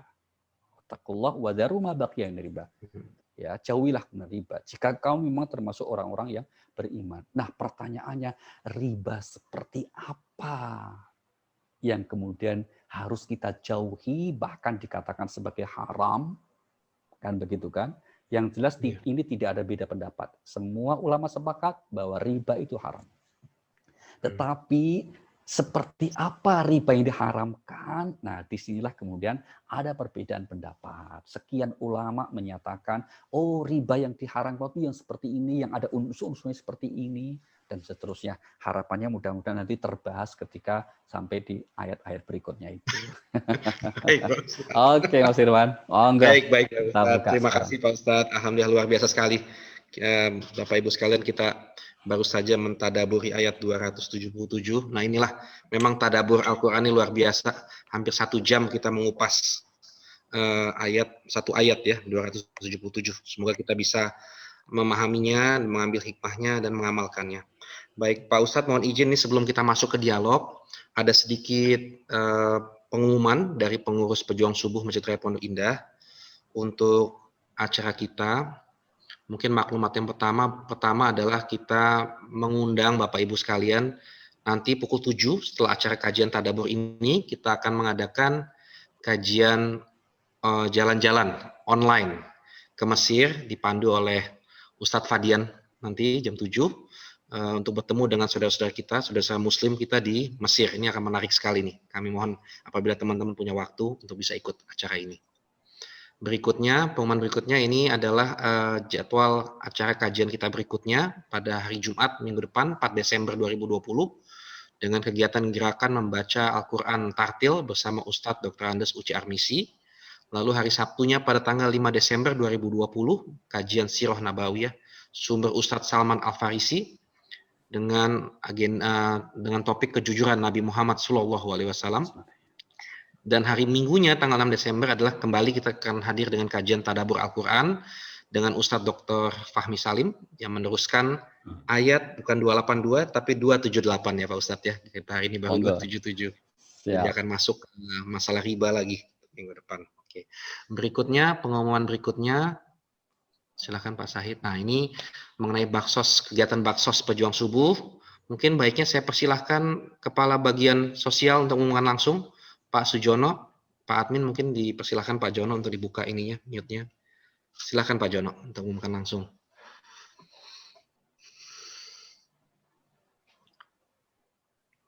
Assalamualaikum Pak Jono. Pak Sahid bisa dibantu Pak Jono supaya bisa dibukakan. Sudah. Pak Jono Sudah. Ya. Terima kasih Pak Irwan atas kesempatannya. Assalamualaikum Prof. Waalaikumsalam warahmatullahi wabarakatuh. Subhanallah, tausiahnya luar biasa. Mohon izin kami ingin mengganggu waktunya. Monggo. Kami akan menginformasikan ibadah yang masih ada kaitannya dengan tema pada hari ini tentang sedekah. Ya. Bismillahirrahmanirrahim. Assalamualaikum warahmatullahi wabarakatuh. Bapak dan Ibu para jamaah yang dirahmati Allah Subhanahu wa taala. Kami dari Divisi Sosial dan Pengabdian Masyarakat Pejuang Subuh Masjid Raya Pondok Indah ingin menginformasikan tentang kegiatan sosial yang dilaksanakan oleh Pejuang Subuh Masjid Raya Pondok Indah. Yang pertama, bahwasanya pandemi COVID-19 ini telah meluluh lantakan perekonomian di seluruh Indonesia, di seluruh dunia. tidak luput di negara Indonesia tercinta ini. Banyak karyawan di PHK karena perusahaannya ditutup, pedagang tidak bisa berjualan karena tidak ada pembelinya. Masjid ditutup sehingga tidak ada infak yang diterima. Akibatnya tidak bisa membiayai operasionalnya. Akibatnya pengangguran terjadi di mana-mana. Oleh karenanya, Pejuang Subuh Masjid Raya Pondok Indah melalui Divisi Sosial dan Pengabdian Masyarakat sejak awal terjadinya pandemi tanggal 15 Maret 2020 sudah ikut berperan aktif untuk meringankan saudara-saudara kita yang terdampak pandemi dengan menyalurkan bantuan berupa paket sembako kisaran 150 sampai 300 paket di setiap bulan. Sampai dengan saat ini, Pejuang Subuh Masjid Raya Pondok Indah telah menyalurkan bantuan sebanyak 6 kali pada saudara kita yang terdampak. Untuk yang terakhir kalinya, bakti sosial sembako tahap 6 telah dilaksanakan pada hari Rabu tanggal 25 November 2020, disalurkan melalui Pondok Pesantren Tahfiz Ruhama Al-Fajar pimpinan Al-Ustadz Salman Al-Farisi di Desa Kayu Putih, Citayam, Bogor. Semoga sedekah Bapak dan Ibu diterima Allah Subhanahu wa Ta'ala. Amin. Dibalas dengan ganjaran Amin. yang berlipat ganda, jazakumullah khairan katsirah. Amin ya Allah. Kami akan menyalurkan kembali bantuan sembako tahap 7 dengan membagikan 200 paket sembako berisi 10 kg beras, mie instan, minyak goreng, dan sarden dibagikan kepada petugas kebersihan, petugas parkir, security, pemulia jenazah, jamaah dan warga di sekitar Masjid Raya Pondok Indah. Insya Allah akan kami laksanakan pada di awal-awal minggu pertama Desember ini. Dengan segala kerendahan hati, kami mengajak Bapak dan Ibu untuk menyisihkan sebagian hartanya untuk berpartisipasi dalam bakti sosial ini. Bapak dan Ibu yang ingin berpartisipasi bisa menghubungi Pak Irwan, Bendahara Pejuang Subuh, HP-nya 0811 082 246, atau bisa mentransfer langsung ke rekening Pejuang Subuh nomor 7220201001 Bank Syariah Mandiri atas nama Yayasan Pejuang Subuh Pondok Indah. Barokallah. Sekian pengumuman dari kami, lebih kurangnya mohon maaf. Wassalamualaikum warahmatullahi wabarakatuh. Terima kasih Pak Irwan, waktu dan kesempatan kami kembalikan. Waalaikumsalam. Terima kasih Pak Jono, Kepala Bagian Sosial Pejuang Subuh Masjid Raya Pondok Indah. Alhamdulillah. Baik Bapak Ibu sekalian, berikutnya pengumuman terakhir adalah mengenai program pendidikan kita dari Yayasan Pejuang Subuh Pondok Indah, yaitu Classical Training Online Kajian Bedah Iqra batch yang ketiga. Untuk ini mungkin kami persilahkan Kepala Bagian Divisi Pendidikan Pak Edi apabila ingin mengumumkan langsung. Sejenak mungkin Pak Edi, 1-2 menit. Pak Syahidin bisa dibantu supaya Pak Edi bisa dibukakan.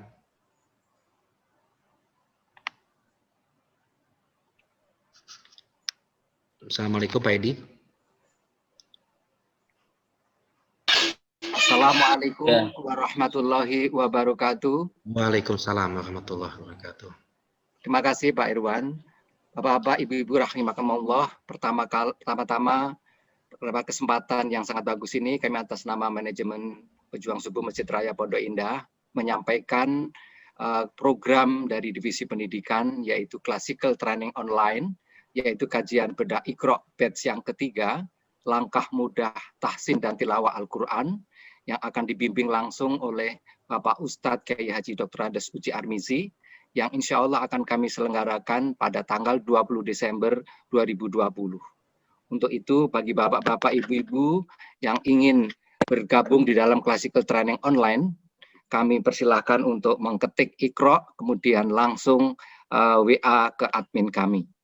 Kemudian yang program kedua, yaitu program Classical Training Online, yaitu pengantar menulis bahasa Arab dan Al-Quran, yang juga diselenggarakan secara online bersama dengan yang kita hormati Pak Ustadz Kiai Haji Dr. Andes Uci Armizi, yang sudah berlangsung pertama pada minggu yang lalu, yaitu tanggal 22 November, dan yang pertemuan kedua, kami mohonkan juga ini untuk bisa diingat kembali, yaitu besok hari Senin, tanggal 30 November 2020. Mulai pukul 19.30 on time untuk melanjutkan pembahasan bagaimana cara menulis bahasa Arab dan Al-Quran. Dengan demikian, kami mengantarkan bapak-bapak, ibu-ibu yang sudah bisa membaca Al-Quran dengan tartil, kemudian juga akan insya Allah bisa menulis bahasa Arab maupun Al-Quran.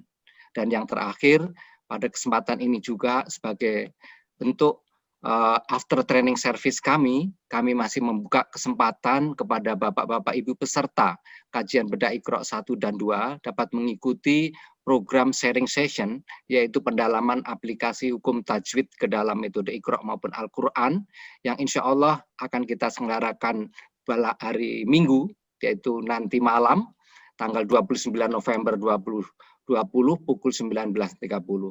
Untuk ini kami harapkan Bapak Ibu semuanya bisa hadir dengan waktu yang tepat sehingga dapat berjalan dengan sebagaimana mestinya. Semoga Allah Subhanahu wa taala memberkahi kita sebagai bekal kita. Seperti apa yang tadi Ustadz sampaikan, salah satu selain sedekah juga membaca Al-Qur'an dengan tartil adalah merupakan salah satu aset kita yang kelak apabila kita dipanggil oleh Allah Subhanahu wa taala. Terima kasih. Wabil taufik wal hidayah. Wassalamualaikum warahmatullahi wabarakatuh. Waalaikumsalam warahmatullahi wabarakatuh. Terima kasih Pak Edi. Baik Bapak Ibu sekalian, demikianlah pengumuman dari pengurus Pejuang Subuh Masjid Raya Pondok Indah. Untuk berikutnya, selanjutnya kita akan memasuki ke sesi dialog dan sesi tanya jawab. Untuk itu, perkenankan saya mungkin untuk mengambil beberapa pertanyaan dari kolom chat terlebih dahulu, dan nanti kita juga akan berikan waktu dan kesempatan bagi Bapak Ibu yang ingin bertanya langsung ke Pak Ustadz. Pak Ustadz, saya mulai dengan pertanyaan pertama ya Pak Ustadz. Monggo. Baik. Pertama, pertanyaan dari Ibu Tisna Wijaya. Pak Ustadz, sedekah itu berkaitan dengan hati, dan mengolah hati itu sulit.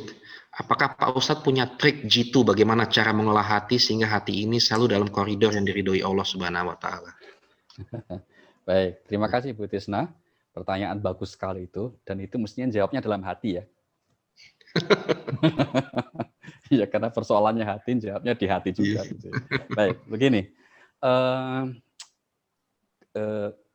Qalbu itu pengertian dari hati. Dari segi bahasa maknanya memang sesuatu yang mudah untuk membolak-balik. Maka disebutnya qalbu. Sesuatu yang mudah untuk berbolak-balik gitu ya. Jadi memang ini menjadi fitrahnya qalbu seperti itu. Jadi Bu Tisna enggak usah khawatir, banyak temennya yang kayak gitu, itu banyak temennya. Itu masalah banyak orang lah, satu itu. Kemudian yang kedua, mungkin lebih tepatnya bagaimana agar hati kita bisa tetap istiqomah dalam konteks seperti ini, ya. Maka kalau kita merujuk ke beberapa ayat di Al-Qur'an, kita dapati paling tidak ada tiga cara yang direkomendasikan Al-Qur'an agar hati kita mantap selalu bisa istiqomah, ya, untuk di jalan yang diridhai oleh Allah Subhanahu wa taala. Tiga itu apa? Yang pertama adalah dengan membaca sirah, kisah-kisah orang-orang yang menurut kita hatinya bersih, istiqomah. Ini satu. Mari kita lihat misalnya ini disebutkan oleh Allah ya di surah nomor 11, surah nomor 11 ayat yang ke-123. Wa kullan naqussu 'alaika min amba'ir rusuli ma nusabbitu bihi fu'adak. Ya. 120 di sini, dan kami kisahkan hal-hal itu agar hatimu menjadi istiqomah. Hatimu menjadi mantap. Gitu. Jadi maka di sini juga kemudian dalam konteks kisah hidup orang-orang yang menurut kita hatinya bersih, gimana sih dulu mereka ini kisah hidupnya, caranya bagaimana gitu. Maka kita mulai dari situ. Yang kedua Pak, dalam konteks masih poin pertama ini Pak, berinteraksi, berkumpul dengan orang-orang yang menurut kita sudah lebih mantap kondisi hatinya. Maka kita sepakat kenapa Bapak Ibu kemudian bergabung di satu majelis-majelis seperti Pejuang Subuh ini bagian dari agar kita istiqomah, gitu. Agar hati kita tetap terjaga keistiqomahannya itu. Karena para ahli juga menyebut manusia itu disebut dengan makhluk behaviorism, orang yang mudah terpengaruh dengan siapa dia bergaul. Kalau komunitasnya, pergaulan akrabnya adalah orang-orang yang hatinya bersih, orang-orang yang hatinya baik, maka dia akan mudah terpengaruh menjadi orang baik. Maka Rasulullah mengatakan apa? Kata-kata Rasulullah itu, carilah teman akrab penjual parfum, kata Nabi. Karena kalau kamu tidak bisa beli, minimal dapat bau harumnya. Jangan mencari teman akrab pandai besi, kamu akan kena panasnya. Nah, demikian juga kita lihat di Al-Quran, ada orang yang menyesal karena salah memilih teman. Nah, mari kita lihat contohnya ya. Salah memilih teman, akhirnya nggak istiqomah dia. Surah nomor 25, bisa dibantu Mas Irwan? Surah 25 Al-Furqan, ayat yang ke-28 misalnya. Ini penyesalan orang yang salah dalam memilih teman ketika di dunia. Silakan Mas. Wahai celaka aku, sekiranya dulu aku tidak menjadikan si fulan itu teman akrabku. Wahai celaka aku, sekiranya dulu saya tidak salah milih teman, yaitu si fulan. Nah, kenapa demikian? Ya karena manusia mudah terpengaruh. Maka agar kita menjadi orang yang istiqomah hati kita, bersih, bergaul dengan orang-orang yang bersih. Termasuk Bapak Ibu kalau pernah mendengar misalnya ada saudara muslim kita yang kemudian kita sebut sebagai orang yang mengambil jalan khusus, jalan kesufian misalnya, pasti mereka untuk tetap menjaga keistiqomahan hatinya itu, mereka ada semacam pertemuan rutin untuk saling mengingatkan. Sehingga surah yang selalu dibaca para sahabat agar teringat terus Al-Asr. Kan di situ ada ayat watawasau bil haq watawasau bis sabr. Surah, mari kita lihat satu lagi Ibu ya, di poin pertama ini ya. Di surah nomor 74. Ya, surah nomor 74. Yaitu surah Al-Muddatsir namanya. Kita lihat di ayat yang ke-41 ya, 42. Mau dibaca dari ayat 40 lebih bagus juga itu, Mas. Ya. Sampai ayat 45 dikatakan apa itu? Berada di dalam surga, mereka saling menanyakan tentang keadaan orang-orang yang berdosa. Apa yang menyebabkan kamu masuk ke dalam neraka Sakor? Iya. Mereka menjawab, dahulu kami tidak termasuk orang-orang yang melaksanakan sholat, dan kami juga tidak memberi makan orang miskin. Bahkan kami biasa berbincang untuk tujuan yang batil bersama orang-orang yang membicarakannya. Nah, ayat 45 itu perhatikan. Kami biasa berbincang, bertemu dengan orang-orang, ngobrol hal-hal yang tidak benar. Maka katakan kepada saya siapa teman akrab Bapak Ibu. Akan saya katakan siapa Bapak Ibu. Nah, itu pepatahnya begitu ya. Maka insya Allah kalau Bapak Ibu gaulnya dengan Bapak Ibu yang sama-sama di pejuang subuh ini, maka insya Allah ini orang-orang baik. Amin. Ya kan? Ini tanda-tanda jadi orang yang baik. Karena apa? Gabungnya kelompok orang-orang yang baik. Ya, kelihatan orang baik itu, saya lihat di videonya itu agak ngantuan gitu. Itu orang baik, cirinya begitu biasanya itu. Apalagi kalau pas ngaji subuh ini, iya itu. Saking khusyuk namanya gitu. Iya. Baik. Kemudian yang kedua Bapak Ibu, kedua, agar hati kita tetap bisa istiqomah, menjadi bersih, atau yang dalam bahasa Al-Qur'an, bahasa Nabi Ibrahim disebut dengan istilah qalbun salim ya, hati yang selamat, yang bersih, yang sehat, yang kemudian senantiasa baik gitu. Al-Qur'an mengatakan apa? Dengan ungkapannya apa? Di samping kita yang pertama tadi, jangan lupa memang penting untuk mentadabburi Al-Qur'an. Karena salah satu tujuan utama Al-Quran diturunkan itu untuk menguatkan hati orang mukmin. Mari kita lihat surah nomor 16. Ya, 16. 16 ya. Ayatnya yang ke-102. Ya, Qul nazzalahu ruhul qudus mir rabbika bil haqq liyusabbital ladzina amanu. Silakan. Mas. Katakanlah, Ruhul Kudus Jibril menurunkan Al-Quran itu dari Tuhanmu dengan kebenaran, untuk meneguhkan hati orang yang telah beriman, dan menjadi petunjuk, serta kabar gembira bagi orang yang berserah diri kepada Allah. Nah, untuk meneguhkan hati, Al-Quran itu fungsinya, di samping sebagai petunjuk, sebagai rahmat, sebagai penyembuh, juga untuk meneguhkan hati. Hati kita menjadi teguh, menjadi kuat, menjadi selamat, menjadi selalu baik, maka harus ada waktu dalam hari-hari kita untuk mentadabburi ayat-ayat Al-Quran. Dan yakini ketika misalnya tadi Mas Irwan membaca terjemahannya, itu bukan Mas Irwan yang baca. Hakikatnya Allah itu. Ya kan? Maka salah satu agar kita bisa menghadirkan Al-Quran sebagai petunjuk itu, jangan memandang siapa yang baca. Tapi percayalah bahwa sebenarnya itu firman Allah. Itu adalah dari Allah Subhanahu wa Ta'ala. Maka pembacanya bisa siapa saja. Tapi hakikatnya kita dalam hati harus meyakini itu adalah Allah yang menyampaikannya. Baik, yang ketiga, Al-Quran merekomendasikan agar istiqomah apa? Jangan lupa berdoa, Bu. Salah satu doa yang diajarkan Al-Quran agar hati kita senantiasa bisa tidak bolak-balik gitu ya, yaitu yang seperti diajarkan oleh Allah di surah nomor 3, surah Ali Imran ayat yang ke-8. Inilah doa agar kita tetap istiqomah apa? Rabbana la tuzigh qulubana ba'da idh hadaitana wa hab lana min ladunka rahmah innaka antal wahhab. Mereka berdoa, ya Tuhan kami, janganlah Engkau condongkan hati kami kepada kesesatan setelah Engkau berikan petunjuk kepada kami, dan karuniakanlah kepada kami rahmat dari sisi-Mu.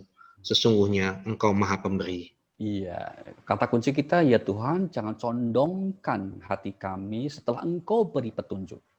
Jangan condongkan ke dalam kesesatan. Berarti apa? Istiqomahkan, terus beristiqomah, terus dalam kebaikan. Ya. 3, kita review. Yang pertama kita baca kisah-kisah orang soleh, orang yang istiqomah. Kita bergaul dengan orang yang istiqomah. Yang kedua apa? Tadaburi Al-Quran. Dan yang ketiga, jangan lupa untuk memohon kepada Allah agar kiranya kita diberi sikap yang istiqomah hati kita. Kembali Mas Irwan, silakan. Terima kasih Pak Ustadz. Pertanyaan berikutnya, mohon maaf tadi sebelum Bu Tisna ada pertanyaan yang kelewat dari Kang Wanci. Assalamualaikum Pak Ustadz, mohon bertanya, kaitan dengan tadi yang kita bahas di surat Quran Al-Baqarah ayat 21. Apakah jika kita menyatakan orang-orang selain Muslim menyembah kepada selain Allah, kita sudah mempercayai bahwa ada Tuhan selain Allah? Mohon pencerahannya. Oke, baik. Kalau kita menyatakan orang selain Muslim itu menyembah selain Allah, apakah itu berarti kita sudah termasuk ya katakanlah menjadi musyrik juga atau tentu saja tidak, Mas. Disebut musyrik itu kata Rasulullah, antaj'ala lillahi niddan wa huwa khalaqaka. Engkau menjadikan Allah itu memiliki tandingan-tandingan. Kalau kita menyebutkan, menjelaskan dalam rangka untuk memberitahu bahwa ada loh orang yang percaya kepada selain Allah nih, cirinya begini, kelompoknya seperti ini, Tuhan mereka gambarannya seperti ini, maka itu tidak apa-apa. Kita tidak dalam konteks untuk mempercayainya, dalam hati kita tidak meyakininya. Ya. Sama dengan kalau kita mempelajari, bolehkah kita belajar hadis palsu? Boleh. Dalam rangka apa? Untuk memberitahu jangan diamalkan, ini hadisnya palsu. Bolehkah kita belajar ilmu sihir? Untuk apa? Tujuannya untuk mengalahkan, supaya nanti bisa membantu kalau ada orang yang kena sihir, supaya kita bisa menghindari dari bahaya sihir. Nah sama, kalau kita mempelajari akidah, katakanlah kristologi, ya, atau dalam mentadaburi, bahkan di Al-Quran kita temukan banyak sekali sifat-sifat sesuatu yang dipertuhankan oleh orang non-Muslim. Itu. Maka ini boleh saja dan itu tidak menjadi masalah, kembali kepada niat kita. Nah, tapi kalau seseorang itu kemudian menganggap, oh iya ternyata Tuhannya orang lain itu benar juga loh. Nah, misalnya begitu, ya itu berarti kan sudah membenarkan keyakinan orang lain dan itu tidak ada. Jadi orang yang disebut beragama dengan membenarkan semua agama itu tidak ada. Dalam realitasnya tidak ada. Maka harus kita katakan bahwa orang itu dia meyakini agama itu benar sesuai dengan pemeluknya masing-masing. Ya, sesuai dengan apa? Pemeluknya masing-masing. Nah, itulah mengapa kemudian kita sampai pada urusan akidah, keyakinan kita lakum dinukum waliyadin. Baik, lanjut, terima kasih. Baik, terima kasih Pak Ustadz. Bapak Ibu sekalian, karena ini waktu tinggal beberapa menit lagi, mungkin saya langsung masuk ke open forum aja. Apabila Bapak Ibu ada yang ingin bertanya langsung ke Pak Ustadz, saya persilahkan, bisa silahkan raise hand. Pak Syahidin mau dibantu? Ada Pak Redi ya? Oke, kita mulai dengan Pak Redi dulu. Pak Syahidin bisa dibantu supaya Pak Redi bisa dibuka. Nanti Bapak Ibu yang lainnya apabila ingin bertanya bisa. Silakan Pak Redi langsung. Silakan Pak Redi. Assalamualaikum warahmatullahi wabarakatuh. Waalaikumsalam. Masya Allah penjelasannya Pak Profesor Ali Nurdin. Saya hanya mau nanya mengenai redaksional, cara menyampaikan atau redaksional dalam Al-Quran mengenai hukum-hukum. Jadi sebagai contoh tadi alat mudatsir untuk satu hal disampaikan dalam beberapa ayat ya. Kenapa tidak disampaikan sekaligus dalam satu ayat? Jadi sebagai contoh ayat 41 tentang alat mudatsir tadi yang dijelaskan dalam beberapa ayat. Jadi satu konteks dijelaskan dalam beberapa ayat. Kenapa tidak beberapa konteks itu dalam satu ayat sekaligus? Baik. Sementara di dalam beberapa surat lain ada yang berapa konteks sekaligus dalam satu ayat. Baik, Itu penjelasan. Baik. Apakah ini sama seperti kalau kitab manusia ini hukum-hukum undang-undang pidana bahwa Anda melanggar pasal 1 nomor sekian, pasal 2 nomor sekian, kira-kira seperti itu. Baik. Artinya nanti di akhirat juga Iya, seperti itu. Kamu melanggar dosanya adalah seperti yang dalam surat kami nomor ini, dalam suratnya Allah. Baik, terima kasih Pak Edi. Terima kasih Pak Edi. Ya, Baik. silakan Pak Ustaz. Penyusunan surah di dalam Al-Quran, peletakan ayat di dalam surah dalam satu Al-Quran itu tauqifi, Bapak Ibu ya. Tauqifi itu artinya Rasulullah yang melakukan. Jadi bukan ijtihad ulama, bukan karya para sahabat Nabi. Kenapa ayat ini misalnya temanya masih sama kok diletakkan di surah-surah yang berbeda? Itu yang melakukan adalah Rasulullah Sallallahu Alaihi Wasallam sendiri langsung. Maka dalam setiap ada ayat yang turun, surah yang turun, Nabi langsung panggil sahabat yang bertugas untuk menulis wahyu, ya, di antaranya Zaid bin Sabit, kemudian juga Ali bin Abi Thalib, ya, itu adalah kutabul wahyi namanya, penulis-penulis wahyu. Biasanya Nabi akan katakan tulis ini, barusan firman Allah turun. Di samping disuruh menghafal sekian banyak para sahabat ya, hafal bersama itu, tapi itu sebenarnya tulis. Nah, letakkan surah ini setelah ini. Maka ketika Al-Quran itu selesai diturunkan, 22 tahun lebih itu susunan redaksinya sudah selesai, Pak. Meskipun belum dibukukan. Tapi orang menghafal sudah sesuai dengan susunan yang dilakukan oleh Rasulullah SAW. Di akhir-akhir hayat beliau, di bulan Ramadan misalnya, Nabi itu sering tadarus dengan Jibril, dengan membaca dari Al-Fatihah sampai An-Nas. Satu itu, Pak.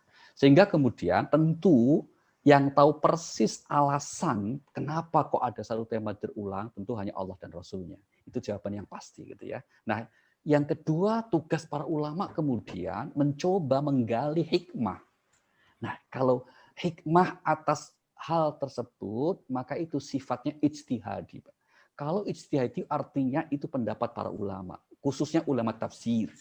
Ya kan? Nah, kalau ini pendapat para ulama, maka tingkat kebenarannya tidak mutlak. Alias kita boleh setuju, boleh tidak. Karena itu adalah sesuai dengan kemampuan ulama tafsirnya itu sendiri.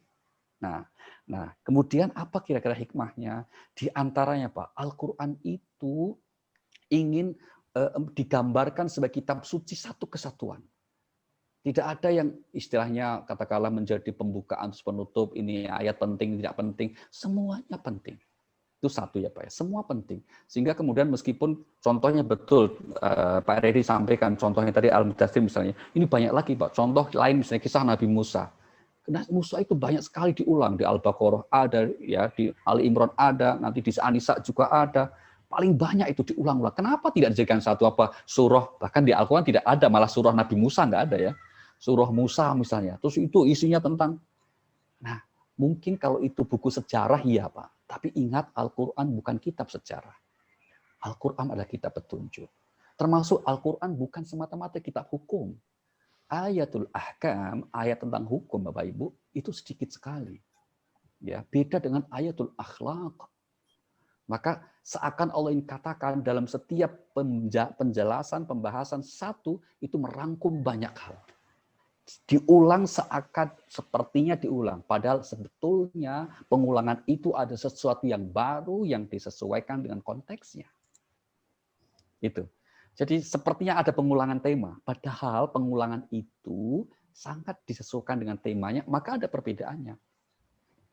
Ada perbedaan yang ingin Allah sampaikan, ingin Allah berikan melalui pengulangan itu. Nah, hikmah berikutnya Pak Redi, manusia cenderung gampang lupa, Pak. Gampang lupa. Maka penting untuk kemudian diingatkan terus-menerus dengan persoalan-persoalan yang kaitannya dengan hal itu. Kan dimensi agama di awal sudah disampaikan kan hanya 3 saja, akidahnya, ibadahnya, dan akhlaknya. Nah, keseluruhan termasuk kisah-kisah itu sebetulnya juga menjelaskan tinggal tiga hal itu. Kalau tidak persoalan akidah, ini mesti persoalan ibadah. Kalau nggak persoalan ibadah, ini pasti persoalan akhlak. Seperti itu. Sehingga kemudian meskipun itu tentang kisah, tentang pemberitaan gaib, tentang akhirat, kesemuanya merujuk pada ketiga dimensi dalam sikap beragama itu. Itu sekedar contoh bagaimana para ulama menjelaskan tentang adanya tikrar atau pengulangan tema di dalam Al-Qur'anul Karim. Terima kasih Pak Redi. Maksud saya gini Pak Ustadz. Jadi tadi di Mudatsir ayat 42 ditanya mengapa kamu masuk surga, masuk neraka sakar. Di ayat 43 dijelaskan kamu tidak melaksanakan salat. Ayat 44 kamu tidak memberi makan orang miskin. Ayat 45 berbincang dengan tujuan yang batil, mungkin ini gibah Pak ya. Dan ayat 46 mendustakan hari pembahasan. Jadi kenapa yang tadi tidak salat, kemudian tidak memberi makan orang miskin, bergibah, dan juga suka mendustakan hari pembalasan itu tidak dimasukkan dalam satu ayat, tapi dipecah menjadi beberapa ayat. Itu mungkin pertanyaan. Apakah itu untuk menegaskan bahwa betapa pentingnya satu hal? Iya, betul Pak. Itu menegaskan berapa penting satu hal ya. Yang kedua, ini juga ada maksud. Jangan lupa Pak, salah satu i'jazul Quran, kemukjizatan Al-Quran itu dilihat dari aspek sastranya. Ya kan? Aspek sastranya. Maka kemudian penyair-penyair Arab ketika mendengarkan Al-Quran, saya ambil contoh kasus siapa? Khalid bin Al-Mughirah. Ini yang paling jago syair, Pak. Dia itu kemudian menyatakan ini Al-Quran bukan karya orang. Kan satu langkah lagi selesai, karya Tuhan, selesai, dia masuk Islam. Tapi ternyata enggak. Dia katakan ini karya sihir ini. Karena hebat sekali. Nah, salah satu untuk mengalahkan penyair-penyair mereka itu, maka susunan redaksi Al-Quran tidak hanya persoalan substansinya, Pak. Tapi juga tentang keindahan tata bahasanya diakhirkan. Maka kalau menjadi satu ayat semuanya itu kan nanti nilai sastranya kurang kalau kedengaran, Pak. Nah, maka kalau walam nakun nut'imul miskin wa kunna nakhudhu minal khaidin wa nukan biyaumiddin. Nah, itu akhir-akhirnya itu yang kemudian mereka akan terbayang. Di samping juga ini untuk menunjukkan ahamiyahnya, arti pentingnya. Kenapa kok disebutnya tidak sholat dulu, tidak memberi makan dulu, terus kemudian kumpul-kumpul dulu. Umumnya itu yang paling utama menyebabkan orang masuk neraka sakor. Iya. Salah satunya begitu, Pak. Terima kasih, Pak Redi. Terima kasih, Pak. Terima kasih. Terima kasih Pak Edi, Pak Ustadz. Bapak Ibu sekalian, ini karena sudah pukul 7, saya buka satu lagi pertanyaan terakhir ya. Mohon izin Pak Ustadz Fadian, ini karena antusias kelihatannya waktunya juga mepet. Saya persilahkan satu pertanyaan lagi apabila ada yang bertanya. Tadi saya lihat ada yang raise hand Pak Priyono ya Pak ya? Pak Priyono ya? Ya, Pak Sahidin boleh dibantu Pak Priyono supaya dibuka ininya mute-nya Pak. Ya, silakan Pak Priyono. Assalamualaikum warahmatullahi wabarakatuh. Waalaikumsalam. Tadi Pak Ustadz menyampaikan yang berkaitan dengan surat 63 ayat 10. Itu diawali dengan fi'il amar ya wa anfiqu mimma razaqnakum min qabli ayati akatumul maut. Artinya apa? Artinya bahwa orang itu supaya bersedekah atas hartanya itu sebelum meninggal. Pertanyaannya kemudian, apakah orang yang sudah meninggal kemudian meninggalkan harta kemudian diinfakkan oleh keluarganya, apakah yang meninggal itu mendapatkan pahala? Karena ada salah satu ayat yang menyebutkan bahwa walil insanu ila masa'a. Sementara yang meninggal dulu waktu hidup tidak mau menginfakkan. Sementara anaknya mungkin atau keluarganya menginfakkan. Artinya dia tidak berbuat atas hartanya itu menginfakkan, hanya setelah meninggal baru keluarganya. Jadi apa yang diperoleh oleh seseorang atau manusia itu mestinya apa yang dikerjakan, sementara dia nggak mengerjakan, menginfakkan hartanya. Sekian, terima kasih Pak Ustadz. Terima kasih Pak. Assalamualaikum. Waalaikumsalam warahmatullahi wabarakatuh. Pertanyaan bagus sekali. Ya, baik. apa hubungannya di Al-Munafiqun ayat 10 dengan An-Najm ayat 39 ya Pak ya? Di An-Najm 39 dikatakan wa allaisa lil insani illa ma sa'a. Tidak akan dia peroleh kecuali yang diusahakan itu. Baik. Memang ada dua kelompok ini Pak. Ini khilafiyah ya Pak ya. Ada yang mengatakan oh ya nggak akan sampai sedekah-sedekah masih hidup itu. Karena dasar ayatnya ini sia-sia saja gitu kan. Sehingga kemudian nggak usah lah itu. Wong yang kan diberi pahala itu ya hasil usahanya ketika hidup. Nah ini kelompok pertama begitu Pak. Ya, kita monggo, kita hormati. Pendapat yang pertama kita hormati. Kita hormati karena memang argumen logikanya seperti itu.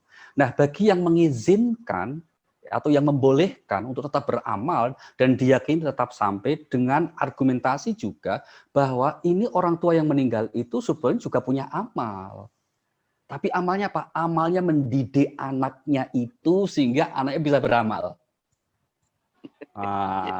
Anaknya itu dia orang tua itu telah berusaha mendidik anaknya meskipun dia tidak beramal tadi dengan baik sehingga anaknya itu dia beramal dengan baik.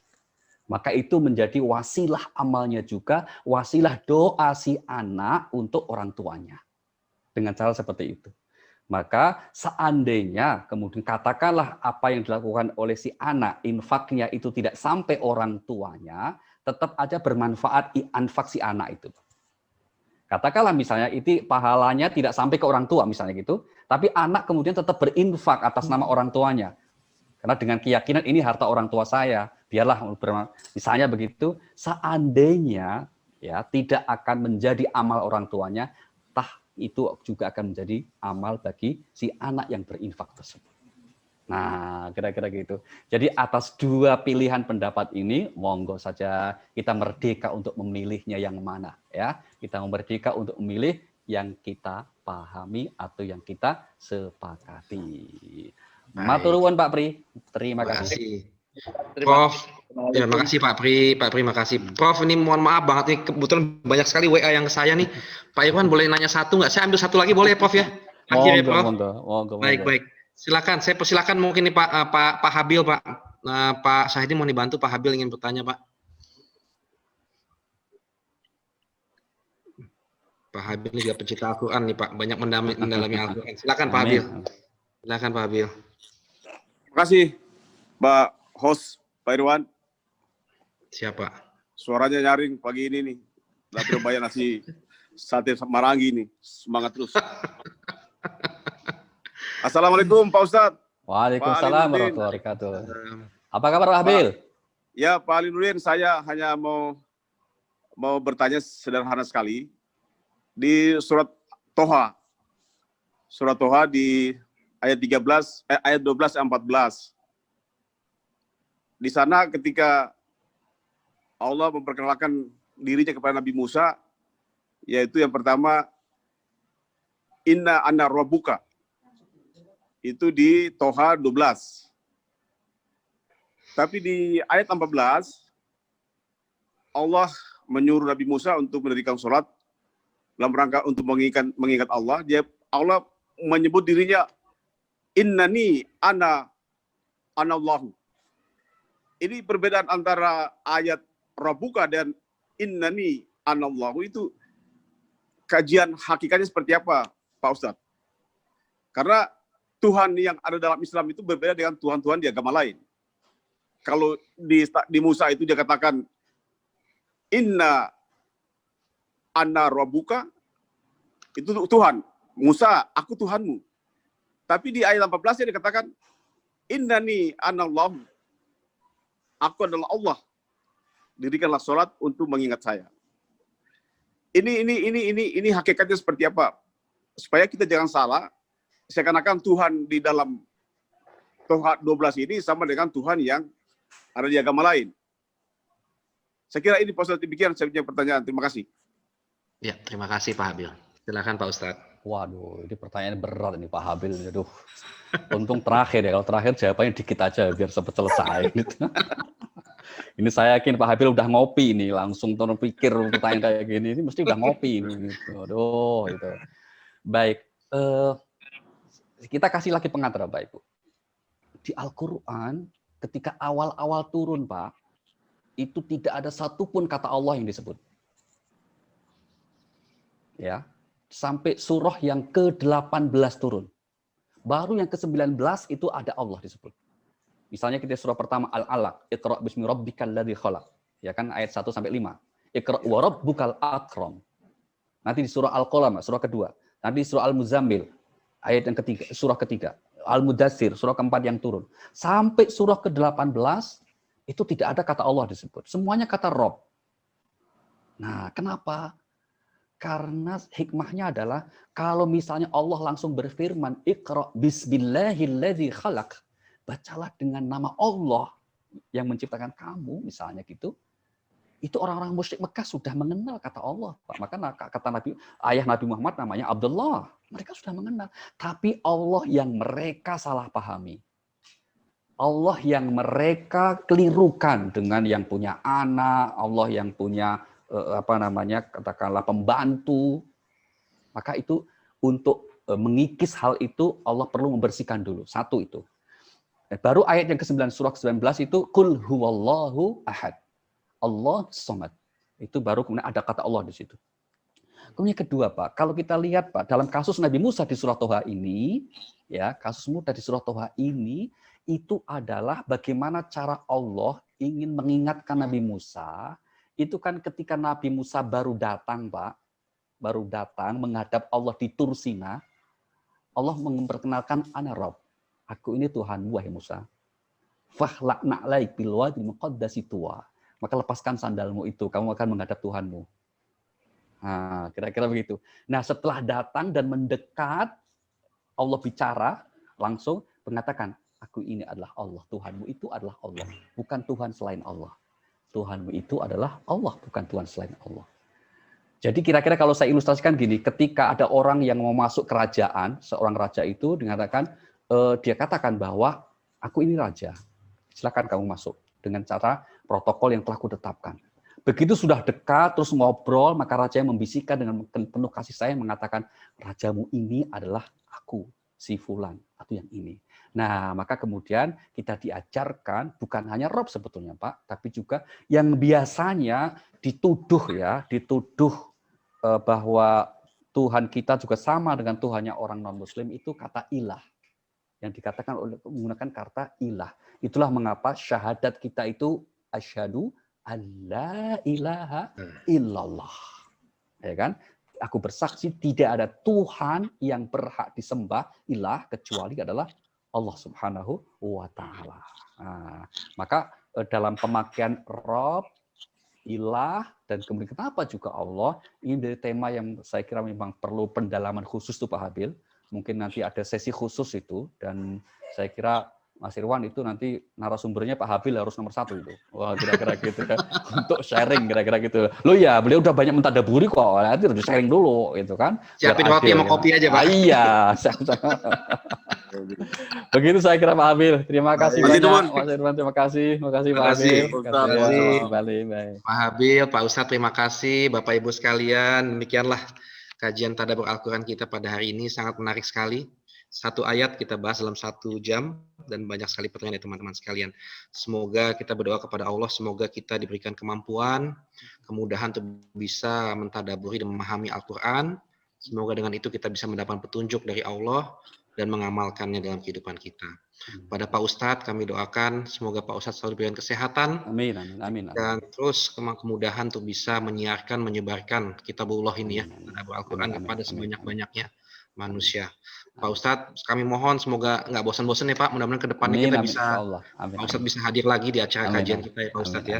Ya, baik. Saya mau izin dulu Mas Irwan. Monggo dilanjutkan acaranya. 1 menit apa boleh dipimpin doa sebelum kita tutup ininya Pak Ustadz kajiannya. Baik, terima kasih Bapak Ibu. Doa terbaik adalah Ummul Quran, Suratul Fatihah. Maka kita hadirkan niat kita. Mungkin ada kerabat saudara kita yang sedang kurang sehat, sedang sakit. Semoga Allah angkat penyakitnya. Dan bagi yang punya kesulitan-kesulitan, Allah mudahkan segala urusannya. Yang punya hajat-hajat yang baik, semoga Allah kabulkan. Al-Fatihah. A'udzubillahi minasyaitonir rajim. Bismillahirrahmanirrahim. Alhamdulillahirabbil alamin, arrahmanir rahim, maliki yaumiddin. Iyyaka na'budu wa iyyaka nasta'in. Ihdinas siratal mustaqim. Shiratal ladzina an'amta 'alaihim ghairil maghdubi 'alaihim waladdallin. Amin. Terima kasih dan mohon maaf. Wassalamualaikum warahmatullahi wabarakatuh. Waalaikumsalam warahmatullahi wabarakatuh. Salam Terima kasih, warahmatullahi Pak wabarakatuh. Terima kasih Ustadz. Pak Ustadz. Baik. Nasihat.